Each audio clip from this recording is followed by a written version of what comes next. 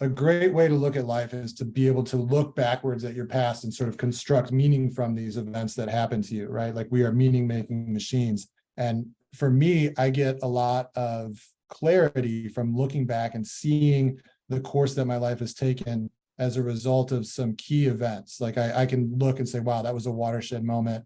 And that is where like the course of my life changed.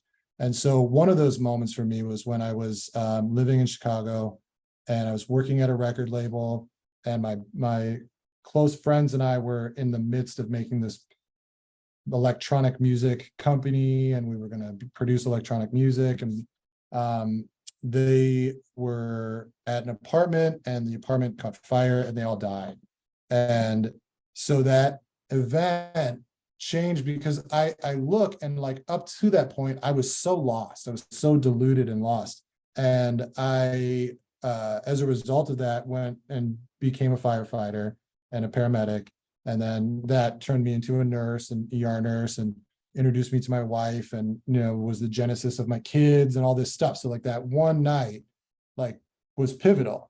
And I can look and see those things in retrospect now as being pivotal moments. And like, even though as a kid I was introduced to Buddhism and Taoism really early, I didn't start to practice what I had learned until after those things had happened. And so it was the genesis not only of my career, but also my journey into like mindfulness and fitness and personal development.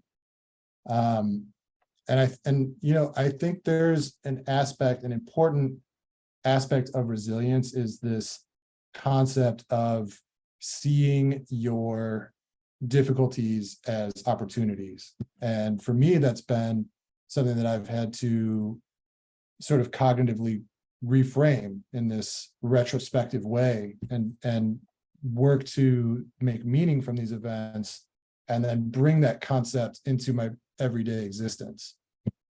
Taking adversity and reframing it into opportunity has been a big portion, I think, of the post Chicago fire success that I had.